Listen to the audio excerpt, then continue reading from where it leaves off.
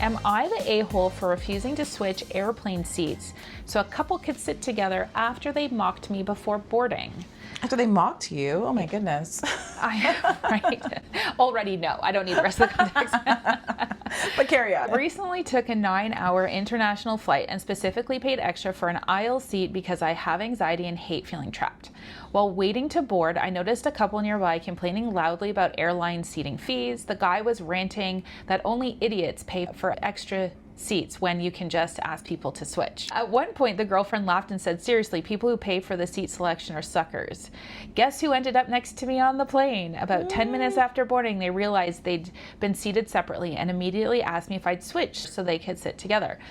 The seat they offered was a middle seat near the back. I politely said no because I specifically paid for this seat. The boyfriend instantly got irritated and said, wow, really?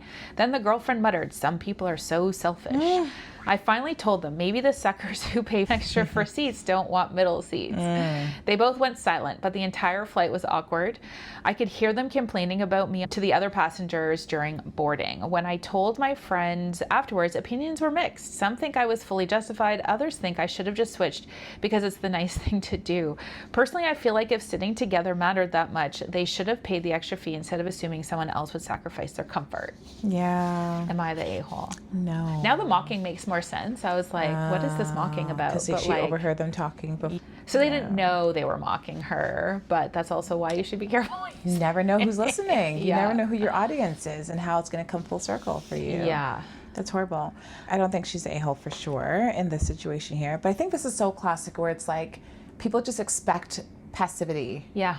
Instead of actually being able to assert yourself for what you're needing and what your goals and your desires are. And I think that people-pleasing. People-pleasing. Yeah. Right? And I think that it's a societal thing where we just get into like, I want to make sure this person is happy and I want to make sure that they're content or they're satisfied. But again, what is the cost on you? Yeah. And I think that sometimes we often overlook that, for the sake of the other person.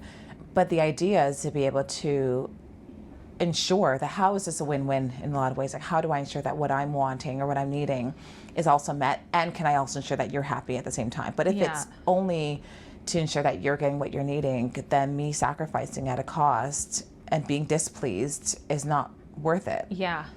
I think that's a good litmus test to put it through any kind of scenario like this of not just what do they gain from me doing, me changing, but what do I lose? And do I potentially gain? But you're allowed to factor in yourself in the equation of how is this going to negatively impact me? Yeah. And it's not inherently selfish to balance out myself, my needs, and you and your needs. Because that's what they're doing. But yes, the most selfish people often accuse other people of being selfish. I always find that really fascinating. Yeah. Of this sort of, how dare you not do what I ask? You're such a jerk. When the real thing should be, you're a jerk for asking me at all. You actually had no right to ask me. Why put me in a position to have to say no? Yeah. That's an unfair position to put me in. I've had that conversation with my kids before. I need you to stop asking me for things you have no business asking me for. Cookie at bedtime? No. Also, don't ask me that. Why are you making me the bad guy by having to say no when you make an unreasonable request? Exactly. Just because your tone of voice makes it sound reasonable doesn't actually make the request reasonable. Yeah. So... Yeah, and I think that's exactly it in this situation here. There's an expectation because they want their needs met, but they don't realize what the cost is on the individual. Yeah. I think that's why we often find that we go on complete ends of the spectrum where we're either passive or aggressive or passive aggressive. Yeah. Because people want, right? And it's so easy for us to be able to just kind of give and give and give, and people will continue to take and take and take. Yeah. But at some point, the question has to become what is it costing me? Yeah. Right? And am I getting my needs met? How do we get to a place where my needs are met and your needs are met? And this feels like a win-win situation versus a win-lose. Yeah. Or even a lose-lose. And also if they're strangers, we don't even have to go that far.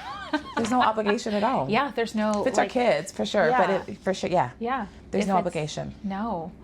You know what I find really interesting, because I read these a lot. I am a big fan of Am I the A-hole posts. I get drawn in every time. The frequency in which airplane requests, airplane seating things are. I was telling you about one before, which I won't get into because I don't think it was actually real, because it was so ridiculous. But the frequency of, can we just switch seat on an airplane, and then you're the a-hole for not just switching, and the frequency in which people on an airplane, because a lot of people are stressed when they're flying and they don't want conflict. So they often do want the more reasonable person to just give in to the unreasonable person to make everybody more comfortable. And often you do see everybody treating the person who's standing their ground as the problem. I know.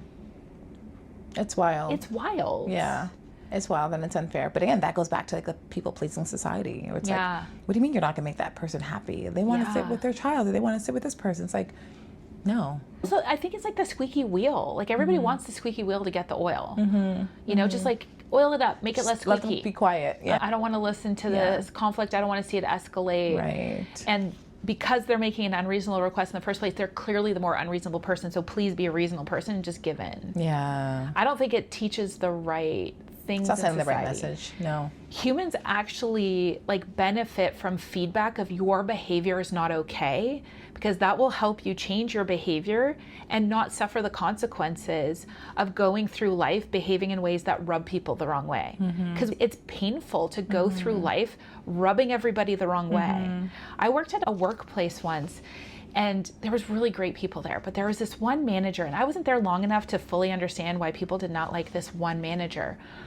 And I would interact with these humans that were so kind, and then I would see their interactions with this manager, and I was like, they're a different human. They are so rude and condescending and cold and like dismiss, like they're treating this person horribly.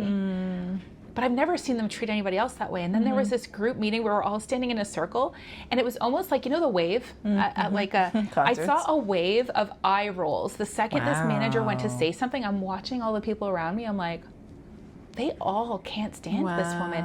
And my heart went out to her, because I knew her well enough to know she had no idea what she was doing to cause this in her life. And I thought, if this is happening so globally at work, it probably happens at the grocery store, in her family, because she's walking around. But I don't think anybody ever told her. They're the things that you're doing that are upsetting to people. Yeah. That's the dangers too, right? Again, the awareness piece. If they don't know, it's hard for them to switch that. Yeah. And so when we get into this habit of being passive or being aggressive, we're actually doing the person a disservice. Yeah. Because you can't expect that behavior to be corrected the next time a similar scenario plays out. Yeah. Because there's a lack of awareness, right? And sometimes it takes us helping them to hold that mirror up or calling it out. But again, if we're always going to give in to that squeaky wheel or give in to what the person is needing, then they're learning kind of the whole positive reinforcement, right? Or negative reinforcement. It's like, oh, this works. Cool. Yeah. Next time I'll do it again. Keep being demanding and expecting, and then everybody will get behind me. It works. Why reinvent the wheel? Why do anything different? I'm trying to think of a scenario in which I would be strongly suggesting that the person switch seats. Like a medical emergency.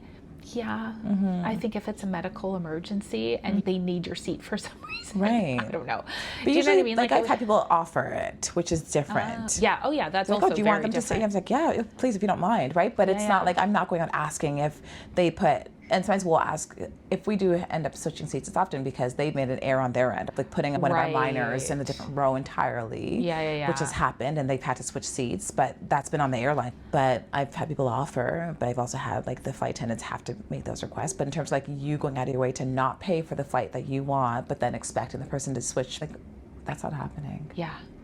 Yeah. Yeah.